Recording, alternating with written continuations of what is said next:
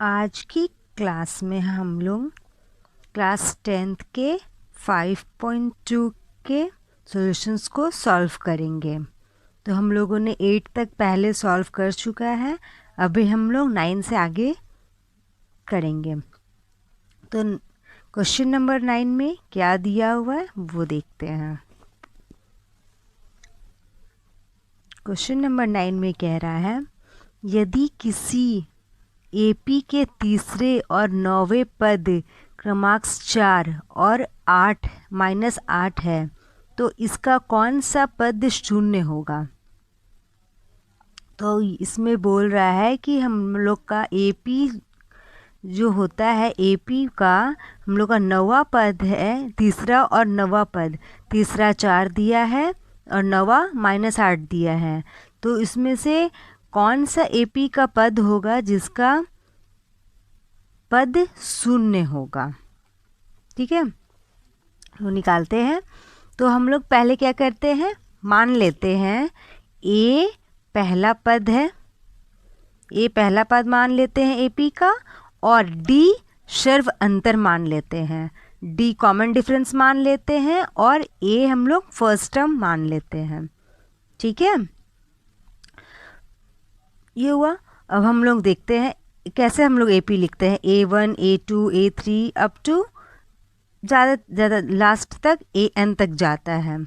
ठीक है, A1 A2 A3 A4 A5 A6 ऐसे करते जाते रहता है, AN तक होता है। ठीक है, तो इसी तरह से हम लोग का फर्स्ट A3 कितना दिया हुआ है, +4 दिया हुआ था, 4 दिया है, और A9 कितना दिया हुआ है, -8 दिया हुआ है, सॉरी 9, A9 कितना दिया हुआ है, -8 दिया हुआ है। तो हम लोग इस टाइप से शॉर्टकट इसका निकाल सकते हैं A3 का। तो A3 जो होता है उसका हम लोग का 2D हो जाता है, क्योंकि एक हमेशा कम हो जाता है। तो यहाँ पे A + 2D = 4 हो गया, इतना हो गया हम लोग का पहला। और A9 का हो गया हम लोग A + 8D = 8, ये दूसरा मान लेते हैं, ये पहला और इसको दूसरा मान लेते हैं। तो इसका हम लोग समीकरण करेंगे, A और 2 के हल करने पर हमें क्या प्राप्त होगा। ठीक है, इसका हम लोग सॉल्व करेंगे। तो सॉल्व करने से इसको हम लोग इससे माइनस करते हैं, तो 1 से 2 को माइनस करेंगे, 1 से 2 को माइनस करेंगे तो क्या होगा, A = 2D = 4, sorry A + 2D = 4 लिखे हैं, इतना हुआ। अब A + 8D = -8, इतना लिखे 1 और 2 को। अब इसको सॉल्व करेंगे, कितना आएगा, A कैंसिल हो जाएगा, इससे माइनस करेंगे इसको तो -6D हो जाएगा। ठीक है, = इससे इसको माइनस करेंगे तो -12 हो जाएगा, -8 से 4 जाएगा तो यह 12 हो जाएगा। तो 6/6D = 12। तो हम लोग D को इस तरह से लिख सकते हैं, 12/-6, ऐसे लिख सकते हैं ना, 12/-6।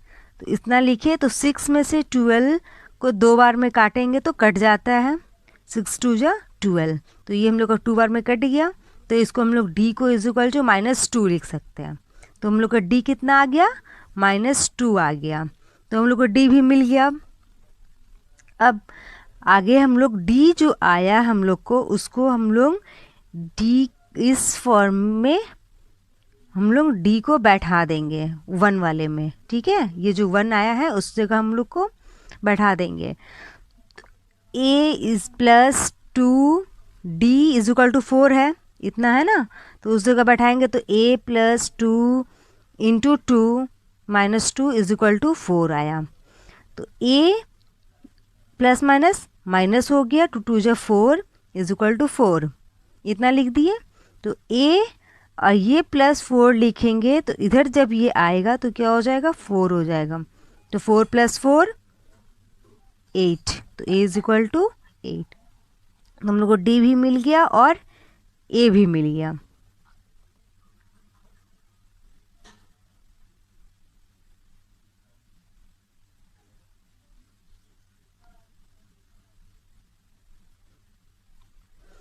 अब हम लोग मान लेते हैं, माना गया है कि nthवा जो टर्म है वो 0 है।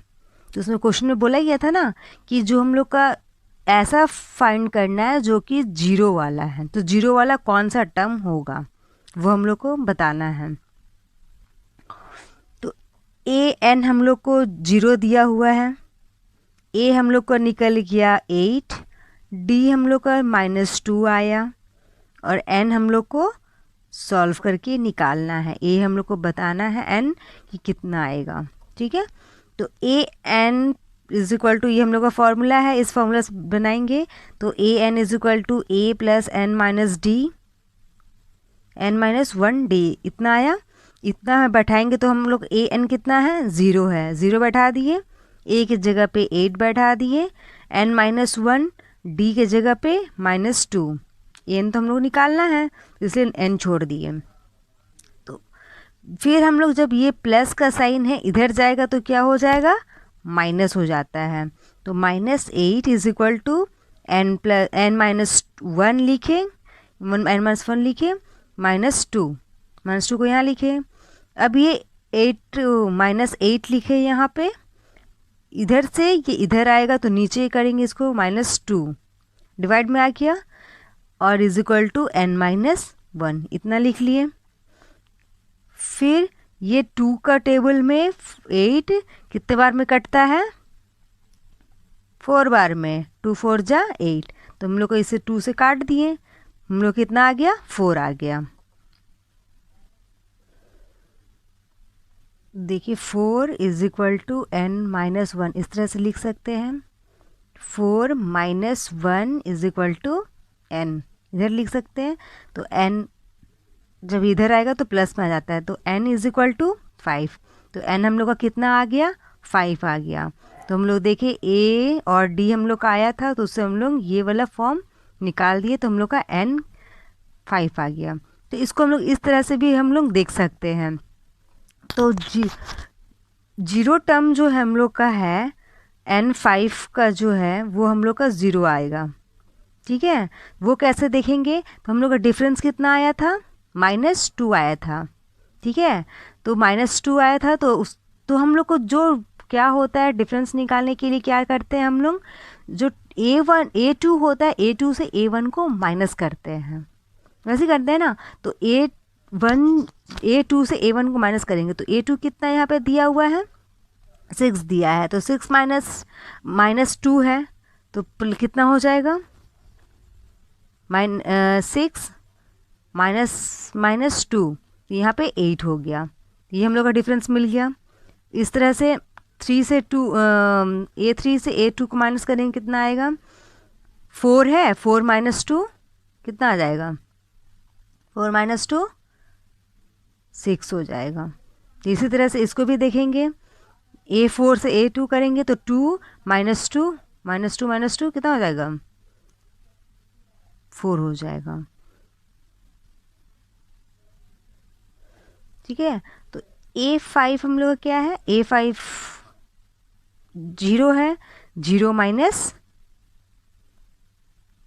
-2 तो कितना आ जाएगा, 0 ही आ जाएगा। तो ये हम लोग का a5 इसका जो 0 आ गया। तो इसके आगे भी हम लोग 9 टर्म तक देख सकते हैं। तो हम लोग का यह आया था ना, a3 is equal to 4, a3 हम लोग पहले निकाले थे, 4 निकाले थे, आया था। अब a9 तक हम लोग देखते हैं, a9 कितना दिया हुआ है, -8 दिया हुआ है, तो a9 हम लोग देखते हैं -8 कैसे आता है। तो यहाँ से हम लोग a6 से देखेंगे, -2 है, -2 कितना आ जाएगा, -2 हो जाएगा। ठीक है, इस तरह से हम लोग a9 तक निकाल लेंगे, तो हम लोग को ये पूरा आ जाएगा। तो हम लोग का n कितना निकाले हैं, 5, तो ये हम लोग का मेन आंसर इतना है।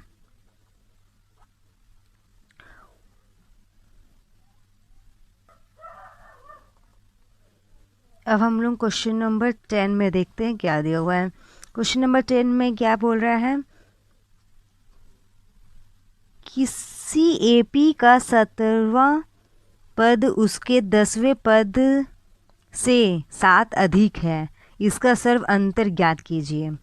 तो कोई भी 17 पद है, 17 नंबर का पद है, वो 10वें पद से अधिक है 7, उसका हमको अंतर निकालना है, डिफरेंस निकालना है। तो इसमें क्या करना है हम लोग को, क्या दिया हुआ है, मान लेते हैं कि ए हम लोग का पहला पद होगा और डी सर्वांतर होगा।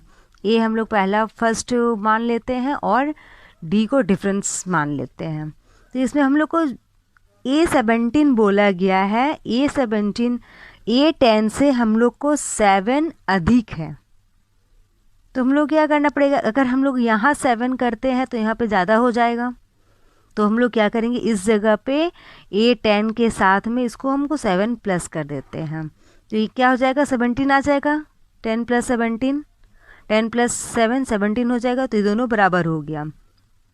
तो अब हम लोग को निकालना पड़ेगा, इसको हम लोग डिफरेंस करेंगे तो A + 16D, 16 माइनस हो जाएगा ना, ये एक ठो कम हो जाता है, 17 में से कम हो जाता है हमेशा, तो 16D लिखे इज इक्वल टू A यहाँ 10 है तो 9D हो जाएगा +7। ठीक है, यहाँ पर देखे थे ना, 17 10 + 7 17 10 इतना 7 17 minus A10 is equal to 7 इतना आया है।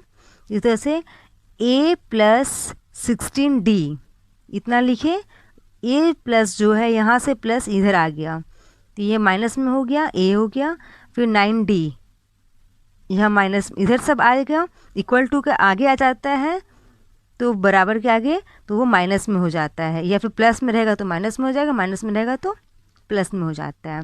तो इतना लिखे इज इक्वल टू 7 लिख दिए यहाँ पे। उसके बाद 7D इज इक्वल टू 7 इतना आएगा ना, 7D इज इक्वल टू 7। इसको सॉल्व करेंगे तो यहाँ से 9 माइनस करेंगे, इधर से इसको करेंगे, कट जाएगा ये दोनों, ये से कट गया, ए से कट गया, तो इसको 7D बचा, यहाँ पे 7 आ गया। तो 7D इज इक्वल टू 7। तो D इज इक्वल टू हम लोग 7/7 लिख सकते हैं 7/7।